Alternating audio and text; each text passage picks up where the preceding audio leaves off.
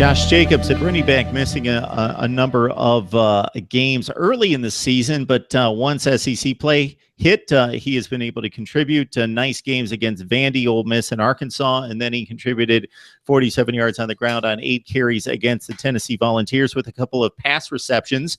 You want to check out actually our conversation with Stephen M. Smith last week. We discussed Josh Jacobs in detail and the kind of threat that he is, some of the diversity that he provides in the backfield that could be key for Alabama down the stretch. But Josh banged up, nicked up just a little bit against the Tennessee Volunteers.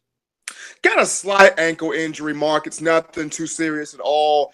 He's been seen wearing a walking boot this week, but he'll be in that boot for a couple of days. But he is in practice. He's practicing this week also. And Josh Jacobs wants the ball. He wants to be involved in this offense. I go back to when Brian Daboll came up from the New England Patriots to Alabama.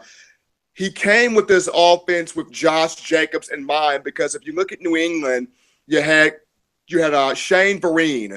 You had, of course, James White now. Then you had, guys like Deion Lewis who they can catch the ball out the backfield. You can put them in the slot and they can catch the ball. They bring such a dynamic skill set where they can stretch the field as well as run the ball in between the tackles and make those types of plays. So Josh Jacobs, that type of back, I feel like at times Alabama kind of force-feeding Bo Scarborough.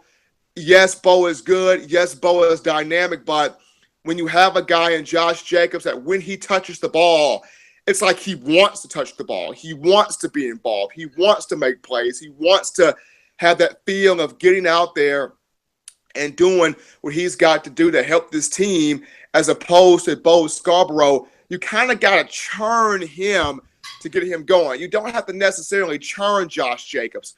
Just give that kid the ball and he's going to go out there and make plays. It's the same with Damian Harris. Just give that kid the ball and boom, he's out there running in between the tackles and going 75 yards to pay dirt. So right now, Josh Jacobs in a walking boot for the next couple of days. He'll possibly be out of that boot by Thursday or Friday. He'll probably be out of that boot by one of those 2 days, but has been in practice. He's fine, just a slight ankle.